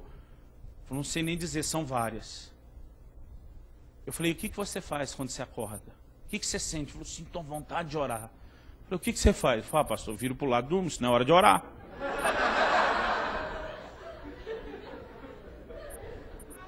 Eu falei, você está aqui na minha frente, dizendo que Deus não fala com você? Todas essas noites ele te acorda, tentando te mover algo que você não entra nisso. Uma pessoa outro dia falou para mim, eu estava andando na rua, do nada, me deu uma vontade de evangelizar, um estranho estava passando. Eu falei, o que você fez? Falei, pastor, não ia pagar esse mico, não conheço o cara. Querido, nós jogamos fora experiências com Deus todos os dias. Eu estou aqui só contando as boas, eu posso te fazer chorar com as coisas que eu já perdi também. E algo, querido, que nós precisamos entender é que nós temos que seguir a direção de Deus no nosso íntimo. Temos que corresponder com o Espírito Santo. Se você pecou, querido, tem que deixar que o seu coração se quebrante depressa. Você precisa ouvi-lo. Eu gosto daquela oração de Davi, Senhor, não retires de mim o teu espírito, nem a alegria da tua salvação. O cara está dizendo, eu fiz a maior burrada da minha vida, mas eu não quero perder isso. A capacidade, querido, de chegar lá até o fim não é porque você é perfeito, mas você precisa ser sensível ao Espírito Santo. Quando ele diz você errou, você tem que reconhecer que errou. Quando ele diz você tem que pedir perdão, você tem que pedir perdão. Quando ele te orientar a fazer uma coisa louca, querido, você faz. Eu fiz cada loucura na minha vida que você não faz ideia. E eu me lembro, querido, do dia que isso começou. Quando aquele pastor falou, você tem que seguir seu coração e não a sua mente. Logo depois eu passei pela minha prova de fogo. Minha família tinha passado por uma dificuldade financeira durante anos. As roupas que a gente usava era assim, ganha, a coisa estava feia. Eu fui trabalhar como office boy, ainda bem novo. Meus irmãos começaram mais cedo que eu. Eu em casa era o vagabundo, porque eu não comecei como pacoteiro de supermercado com 12 anos, que nem eles. Eu comecei um pouquinho depois, dos 14 para os 15. Mas eu me lembro que eu juntei um dinheirinho, a gente aprendeu a dar a parte de Deus, a juntar em casa, mas eu fui guardando alguns meses. Um dia eu entro numa loja da C&A, não sei quantos conheceram C&A no Brasil, e tem aqueles anúncios, aquelas promoção relâmpago, né? Promoção no setor de inverno, quando fala lá. Eu corri para lá, achei uma blusa de lã, querido, que eu me apaixonei. Eu olhei para ela para mim, já rolou um clima bem depressa. Eu falei, cara, isso é o que eu queria na vida. E era uma blusa nova, não era ganha de ninguém. Eu saí, irmão, já era fim de inverno, já estava até meio calor. Eu saía de casa assim, já meio suando, mas com a minha blusa nova de lã. Porque aquilo para mim era um troféu. Um dia eu saio de um culto, e aquele dia até que estava frio mesmo. Eu passo por uma praça e tem um mendigo deitado debaixo de um banco, dormindo. Quando eu passo por ele, eu não tive uma visão, não ouvi uma voz, mas era uma coisa forte dentro de mim, que silenciosamente parecia gritar, que eu tinha que esquentar aquele homem. Eu parei e falei, Deus, isso não pode ser seu. Porque eu falei, se for você, considerando que o senhor não deve querer que eu passe a noite abraçado com esse homem, a única forma de esquentá-lo é dar a ele a minha blusa. Eu falei, Deus, 3 anos esperando por ela, só usando coisa ganha dos outros. Eu falei, comigo ela dura mais uns 3 anos. Eu falei, Deus, ó, o cara não toma banho, dorme no chão, 3 dias já era blusa. Eu falei, o que o senhor prefere, 1 com frio ou 2? O que o senhor der para ele, daqui a pouco ele está com frio de novo e eu junto. Mas sabe, querido, sua mente pode racionalizar como for. Às vezes o seu espírito envereda numa direção e eu sabia que eu tinha que fazer aquilo. Eu acordei o cara, estava assim muito mamado, como a gente chama lá. Falei, aí ó, seguinte, Deus mandou vir aqui te dar essa blusa, já tinha tirado, ele pegou a blusa, vestiu, virou, voltou a dormir. Nem obrigado, indecente, falou. Eu olhei, me deu a vontade de tomar de volta. Minha mente, querido, me dizia que eu tinha feito uma loucura. Quando cheguei em casa, meus pais também, meu pai queria me surrar. Você vai endireitar o mundo, e eu vi um monte. Mas dentro de mim, uma alegria inexplicável. Eu com frio indo para casa, sabendo a bronca que ia tomar em meu coração feliz. E Deus começou a falar ao meu coração. E disse, se você me seguir, se você obedecer a minha orientação, Ele diz, eu vou te fazer prosperar em tudo que você fizer. Naquele dia, querido, eu tomei uma decisão. Eu falei, eu vou seguir o meu coração. E sabe, querido, não é apenas na hora de tomar uma decisão, não é apenas na hora de um evento. Se nós formos sensíveis, o Espírito Santo vai mexer em coisas simples. Eu sou um cara assim muito perseverante. Minha mulher chama de teimosia, essa característica minha de perseverança. Eu sou teimoso, eu prefiro acreditar que sou persistente, né? E um dia ela falou para mim, cara, se a gente não for um bom advogado, não adianta discutir você, porque ninguém te convence. Ela diz, eu não vou ficar argumentando com você para provar que eu estou certo. Eu falei, então não mude de ideia. E eu lá todo machão. Depois eu fui orar. E eu estou lá orando. E aí eu me quebrantei. E a hora que eu estou assim, exposto, vulnerável para Deus, o Espírito Santo falou, você tem que ouvir sua mulher. O pessoal vai ficar do lado dela agora?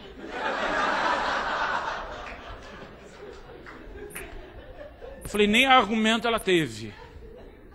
Ele diz, ela está certa, você tem que ouvir a sua mulher. Que ele disse, é terrível. Deus ficar do outro lado, não do seu. Mas o Espírito Santo, querido, vai fazer esse tipo de coisa na sua vida. Sabe, querido, eu não creio que um casamento funcione só porque 2 pessoas são apaixonadas. Porque no meio de muita paixão, querido, vai aparecer muita tensão, muito problema. As pessoas são muito diferentes. A única coisa que salva a sua vida em todas as áreas é se você vai ouvir o Espírito Santo ou não. Um dia, antes de nós casarmos, aquele me disse, eu aposto mais na sua fidelidade a Deus do que para comigo. Ela diz, e porque você é dedicado a Deus, eu posso confiar que o nosso relacionamento vai ser abençoado. Porque no fundo, querida, ela está me dizendo, se você ouvi-lo, as coisas vão funcionar. E eu quero te dizer, querido, que não adianta a gente apenas buscar experiências maiores enquanto não correspondemos no simples. Quando a Bíblia diz que Deus espera de nós coisas melhores, está dizendo não basta apenas ser iluminado, nascer de novo, participar do Espírito, provar a boa palavra, os poderes do mundo vindouro. Nós precisamos aprender a reter a água da chuva. É isso que Deus mais espera de nós. Porque se você não retém a água da chuva, se você não corresponde com o investimento de Deus, tudo pode ser comprometido. O problema, querido, é que muitas vezes nós somos tão negligentes ao relacionamento com Deus. Mas você não rejeita Deus assim, só deliberadamente. Você não acorda de manhã pensando, como que eu posso ofender a Deus? As coisas não acontecem assim, querido. Elas são mais sutis. Há 1 ano e meio atrás, nós estávamos tendo um evento que temos todo ano na nossa igreja, chamado Dias de Glória, um tempo de avivamento. E um pastor amigo nosso estava lá, e a gente estava tendo um momento assim, muito abençoado em Deus. Mas depois do culto nós saímos comer algo, e alguém deu ideia, vamos ver um filme. E eu falei, cara, se a gente for ver o filme, tem que ser na casa do irmão fulano de tal. Ele tinha uma telona daquelas gigantes, um sonzão surround daquele. E nós passamos na locadora e diz, ó, queremos um filme de ação mais movimentado que você tiver. E alugamos o filme, fomos lá, todo mundo feliz. Esse irmão tem na casa dele uma sala de oração que é um show. Não é só a sala de cinema que é um show, não. Tem um lugar de oração. E eu lembro que ele falou para os músicos que estavam acompanhando esse pastor amigo nosso. Ele primeiro falou, pastor, você já conhece minha sala de oração, né? Ele falou, já. Ele falou para os meninos, vocês conhecem? Não. Ele falou, deixa eu mostrar para você. Eu falei, pelo amor de Deus, nem vá lá. Ele falou, por quê? Eu falei, se nós entrar lá, a gente não sai mais. E aí nós não vamos ver o filme. Irmão, na hora, eu nem pensei a bobagem do que eu estava falando. Então ninguém foi para a sala de oração para nós ver o filme. Agora pensa num filme ruim.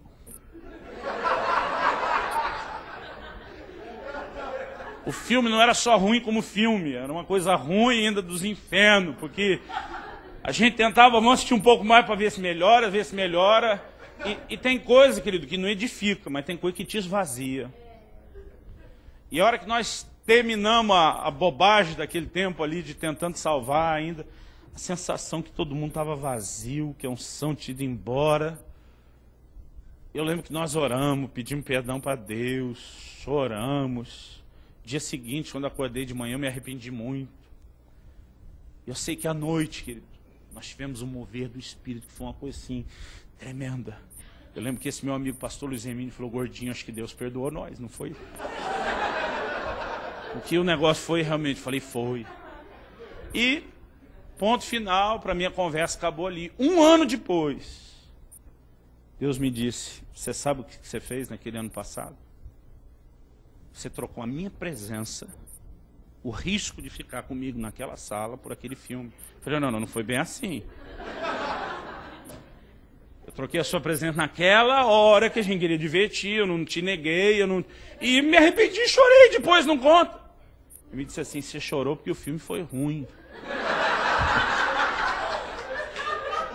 Disse, se tivesse sido bom, você nem tinha lembrado o que você fez. Deus me disse, muitas vezes eu quis te atrair para estar comigo, e você se divertindo, suas coisas não percebeu. Ele diz, nesse dia você arrependeu porque o filme foi ruim. Sabe, querido, eu queria estar aqui te dizendo que a gente se acerta o tempo todo. Eu muitas vezes tenho chorado diante de Deus por perceber o que a Bíblia diz, não entristeçais o Espírito Santo de Deus, querido. Isso é a chave. Se você entristecê-lo, se você afastá-lo, você vai fazer o que depois? E sabe, cada vez que eu me vejo pregando essas coisas, eu penso, eu nunca mais vou fazer outra dessa. Eu já aprendi que eu nem posso prometer para Deus que não vou fazer isso. Mas eu tenho tentado fazer cada vez menos. Eu tenho tentado errar cada vez menos. Eu tenho procurado assim no meu coração dizer, Deus, eu quero aprender a te ouvir, a corresponder contigo, porque, querido, isso é uma das coisas mais importantes na vida de qualquer cristão. E nessa noite eu não vim aqui te apontar o dedo, não vim te acusar, não vim jogar pedra em você. Mas sabe, querido, eu sinto no meu espírito que muitos têm entristecido o Espírito Santo. Você não entristece o Espírito Santo apenas porque pecou. Muitas vezes nós o entristecemos porque nós o desprezamos, que nós nos envolvemos tanto com as nossas coisinhas dessa vida, que ele fica enciumado do lado de fora esperando por mim e por você. Muitas vezes nós o entristecemos porque traz advertências que a gente não ouve. O apóstolo Paulo, numa viagem, falou, olha, eu tenho que advertir vocês, nós não podemos fazer isso. O centurião conversa com o dono do navio, com o piloto. Os caras dizem, nós já enfrentamos tempestade pior, vamos nessa. E perderam tudo, querido. Só não perderam as vidas porque Paulo deve ter ficado orando e intercedendo. E a primeira coisa que ele fala é o que todo homem casado já ouviu da sua esposa. Se vocês tivessem me ouvido, isso não tinha acontecido. Ou aqui no Japão não é assim, João?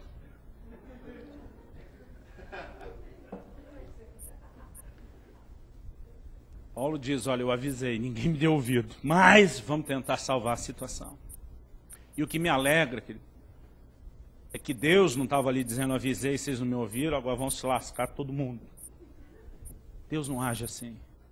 Ele disse, você não ouviu antes, dá tempo de ouvir agora. Vamos minimizar o prejuízo, vamos consertar as coisas. E eu sinto, querido, nessa noite no meu espírito, que Deus quer nos reaproximar dele. Muitos de nós perdemos um nível de intimidade, de relacionamento. Muitos de nós não estamos ouvindo. Eu nasci e cresci num lar cristão, querido, e a coisa que eu mais me arrependo foi o quanto demorou para eu ser batizado no Espírito Santo. Eu tive um encontro com Deus, um entendimento do plano de salvação do que Jesus fez, antes de eu fazer 3 anos de idade. Com 7 anos de idade eu fui batizado. Na denominação onde eu cresci, isso foi uma exceção histórica. Com 8 anos de idade, Deus me chamou para o ministério. Mas eu só fui batizado no Espírito Santo com 15 anos de idade. E eu lamento hoje, olhando para trás, que tenha demorado tanto. Eu tenho 2 filhos, um menino de 11 e uma menina de 8. Os 2, antes dos 6 anos de idade, foram batizados no Espírito Santo. Eles têm experiências sobrenaturais com Deus tão especiais. Eu passei aquela fase de pré-adolescência, indo na igreja, obrigado, não queria saber daquilo. Irmão, depois que eu descobri o Espírito Santo, eu fiquei doido, eu chapei. Sabe, foi uma coisa, eu ia trabalhar, eu comprei a maior Bíblia, na época eu fazia muito, acredito, já fui magro um dia, fazia muita manobra de freestyle com as bicicletas. Eu tinha uma bike que eu mesmo montei, meu pai não teve condição de nos dar uma bicicleta sequer, mas assim, eu me virei, eu consegui, eu montei uma das melhores, quase tudo nela era importado, e eu realmente amava aquilo. No dia que eu fui batizado no Espírito Santo, um pastor pregou sobre botar o Isaac no altar.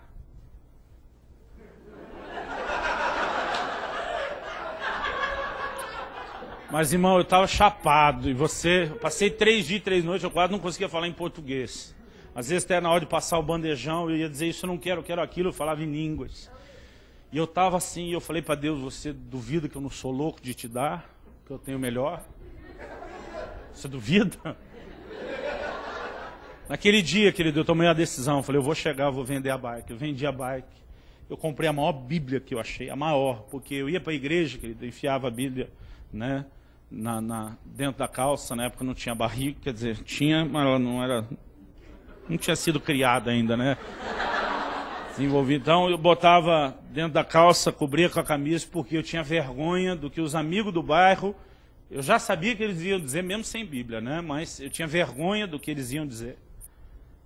Mas quando eu fui cheio do Espírito Santo, querido, eu não queria saber de nada, nem de ninguém. Eu comprei a maior Bíblia, eu ia trabalhar, eu botava em cima da mesa. Meu pai dizia, você nem vai ter tempo de ler, para que levar isso? Eu falei, para todo mundo saber que eu sou crente.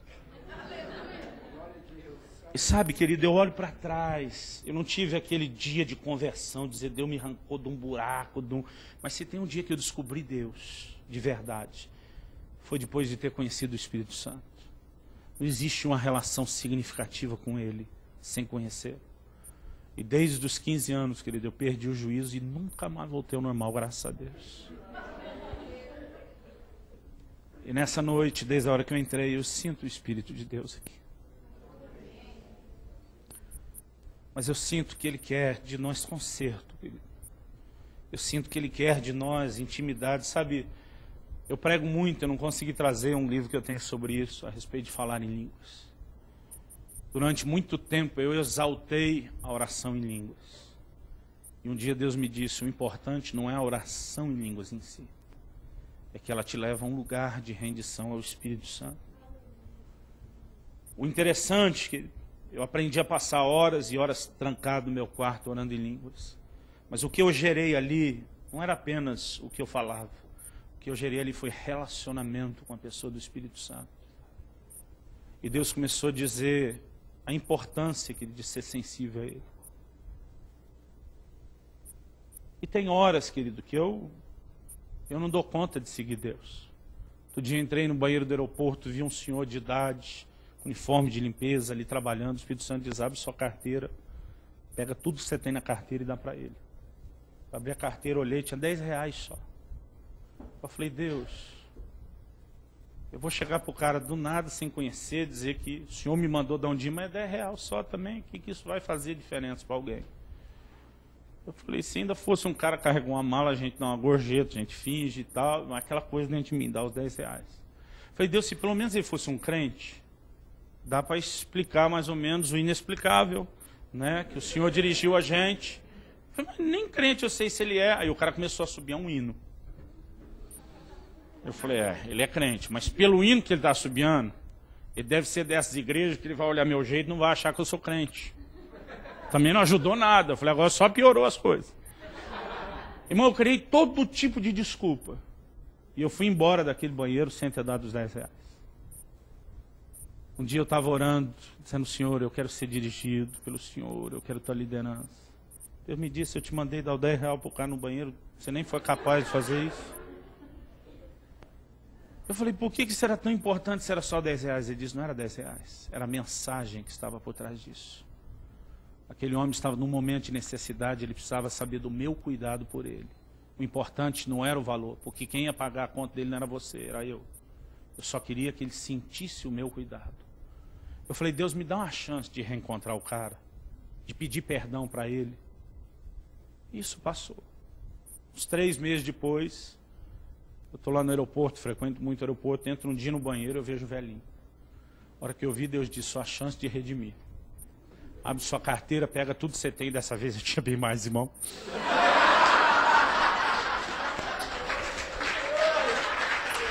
E ele diz, você vai lá e vai pedir perdão para ele. Eu falei para ele, meu senhor, eu tive aqui nesse mesmo banheiro, te encontrei alguns meses atrás. Eu falei, eu sou um servo de Deus e eu sei que você também é. E quando eu entrei, o Espírito Santo falou comigo que eu tinha que te dar o dinheiro que eu tinha na carteira. Eu fiquei envergonhado, porque era só 10 reais, podia parecer que eu estava te humilhando. Inventei um monte de desculpa e eu saí daqui sem fazer. Mas Deus me disse que eu pequei, porque não era só os 10 reais. Era uma mensagem para você de que Ele está no controle, de que Ele cuida. Então me perdoe chegar tanto tempo depois. Agora não é nem mais para consertar com você, para consertar com Deus. Está aqui isso, eu quero deixar na sua mão e te entregar uma mensagem. Né? E ele disse, eu lembro de você. E era um momento que eu realmente estava precisando muito. A minha vontade é não falar mais nada. Mas ele diz, eu sei que Deus está no controle. Eu falei, glória a Deus. E eu envergonhado fui embora. Sabe, querido, eu não quero estar aqui parecendo que eu sou o cara que acerta e você erra. Mesmo sabendo disso, de vez em quando dou minhas escorregadas. Mas é uma das áreas que eu mais tenho procurado me policiar. Se no meu coração eu estou seguindo Deus ou não. Às vezes eu erro nas mesmas coisas. Eu sou um cara assim, muito pavio curto. Eu sei que eu entristeço Deus muitas vezes. Tem meus piti, como a gente chama lá no Brasil, sou meio barraqueiro. E às vezes depois de ter consertado alguma coisa, eu não queria fazer mais. E volta e meia eu me vejo, de repente, fazendo algo pior para mim, que ele não é fazer. O pior é quando a gente luta com aquela ação do Espírito Santo para que você conserte. E nessa noite, querido, eu tenho a plena certeza de que Deus nos queria aqui para nenhuma outra coisa, a não ser consertar a nossa relação com o Espírito Santo. Eu quero te convidar a se arrepender comigo diante de Deus. Sabe, talvez sua vida cristã, querido, seja um show. Mas Deus ainda espera de você coisas melhores. Você pode ir além. E a única forma de ir além, querido, de todas essas outras características, é absorvendo a água da chuva, é correspondendo com Ele. Você pode dizer amém? Feche seus olhos por um instante.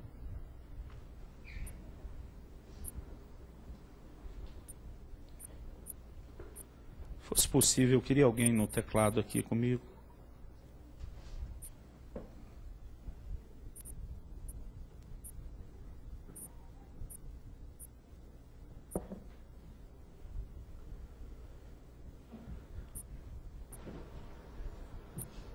Deus, eu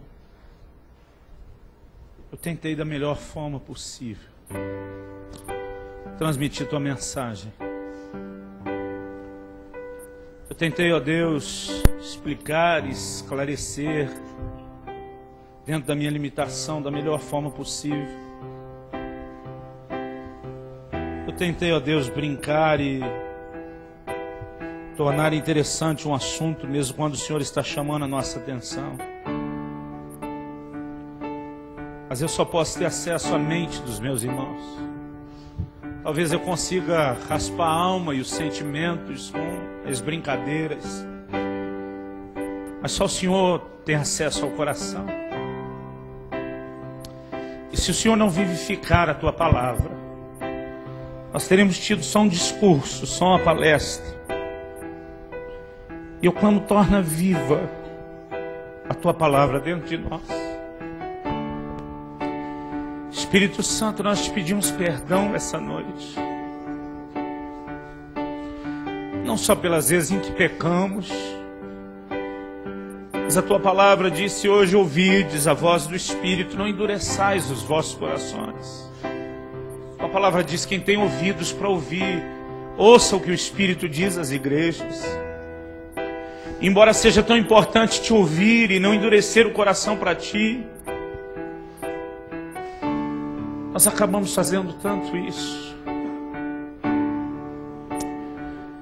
Espírito Santo, nós temos te entristecido, não só pela nossa carnalidade e pelas vezes em que pecamos, mas muitas vezes pela nossa falta de fome, de sede, pelo nosso desinteresse pelas coisas de Deus, por uma vida frutífera. Eu sei, Senhor, eu sei que você quer levantar pessoas aqui para um nível tão distinto. Eu sei que o Senhor quer fazer com que meus irmãos e irmãs frutifiquem numa dimensão tão mais profunda. Mas nós temos te impedido de nos levar adiante, Senhor, mas nós queremos consertar isso. Não só porque queremos uma vida cheia de aventuras e intervenções do Senhor. Nós queremos, ó Deus, demonstrar coisas melhores, porque o Senhor fez o seu melhor. E muitas vezes nós simplesmente nos conformamos num nível de mediocridade tão distante do padrão da vida que o Senhor tem para nós. Nós não queremos, ó Deus, pôr tudo a perder no meio do caminho. Nós queremos naquele dia estar diante de Ti e Te ouvir dizendo: servo bom e fiel, entra no gozo do Teu Senhor. Nós queremos não apenas abraçar a fé hoje, mas permanecer firmes até o fim. Nós queremos completar a carreira que nos foi proposta. Nós queremos guardar a fé, combater o bom combate.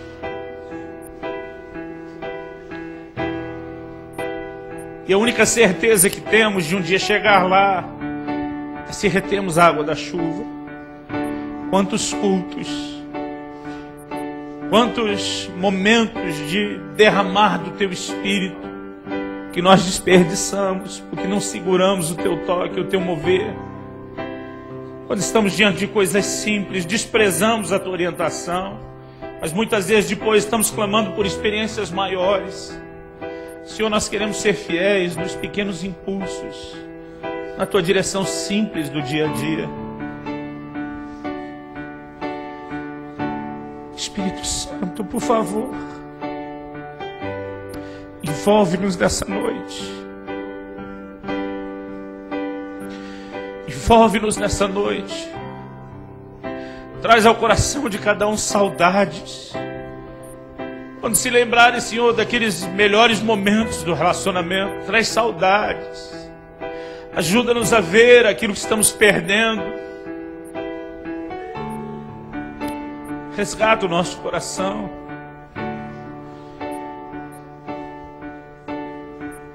Resgata, Senhor. Conquista-nos de novo. Desperta-nos. Acende-nos. Que nós queremos voltar a relacionar contigo. Espírito Santo, você é a pessoa mais importante que temos, que vai nos manter ligados com o Senhor Jesus e com o Pai.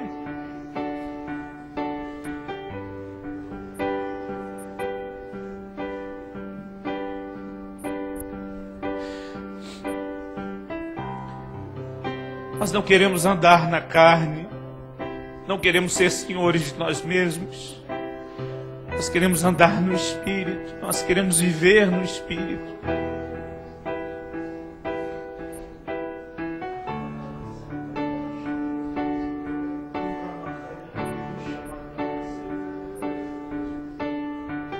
Derrama teu coração diante de Deus, que Ele esquece quem está aqui perto de você. Faz de conta que você está aqui sozinho, mano a mano com Deus. Derrama seu coração diante dele. Não se importe com ninguém agora, porque esse momento vale muito mais do que o que vão achar ou pensar de mim ou de você. É uma hora de conserto, fala com Deus, derrama seu coração diante dele. Alguns de vocês estão lutando com esse nó na garganta, com essa vontade de chorar. Não luta não, querido. Se rende, se derrama diante de Deus. Se tiver que chorar, chora.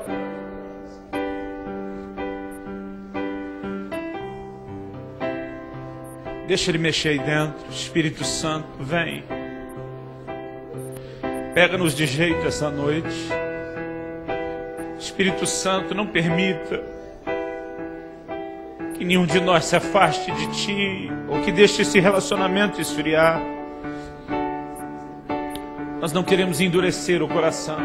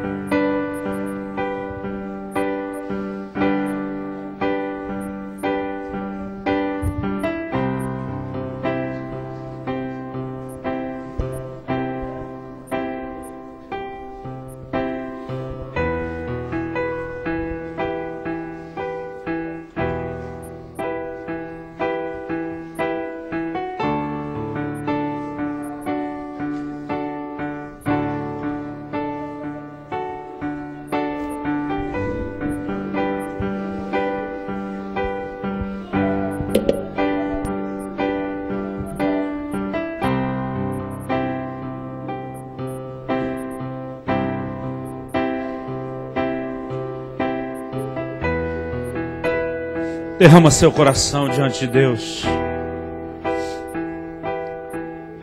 Se você já fez isso, eu quero que você se coloque em pé. Se você ainda não fez, continue orando. E quando você terminar, eu quero que você se coloque em pé.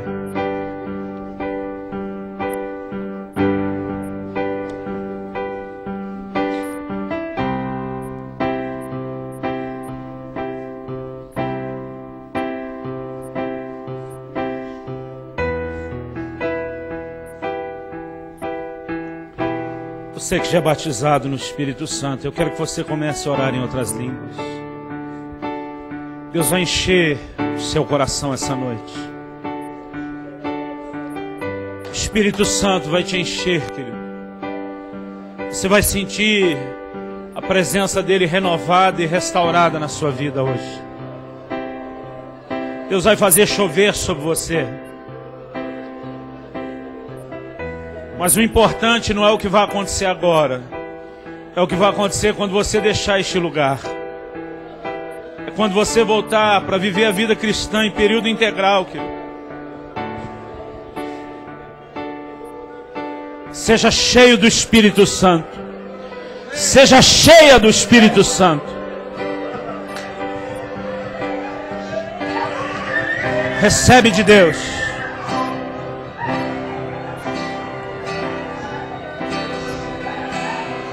Ora no Espírito Santo, querido. Ora em outras línguas. Se você ainda não ora no Espírito, peça ao Senhor que te encha hoje. Peça ao Senhor que te dê essa experiência hoje.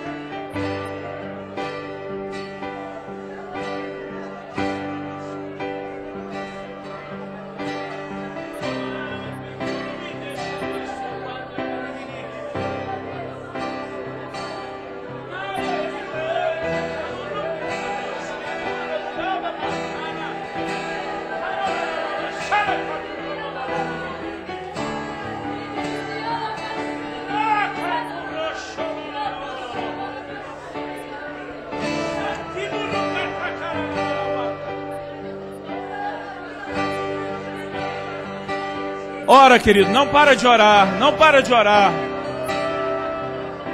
O Senhor quer trazer refrigério ao seu coração. Ele quer te encher novamente, para te levar a um novo nível de relacionamento, de correspondência com o Espírito Santo. Se você quer orar em voz alta, em voz baixa, não importa. Se você quer fazer isso de forma discreta ou escandalosa, não me importa. Eu só quero te pedir, não deixe que nada te distraia agora. Fala com Deus.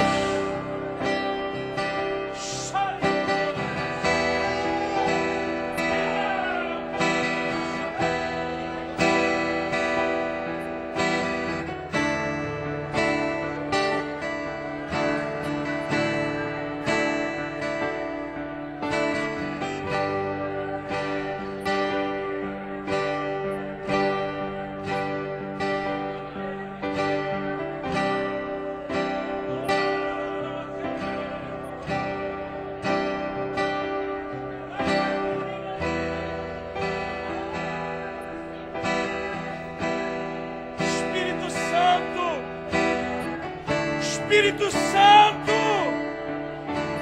oh Espírito Santo,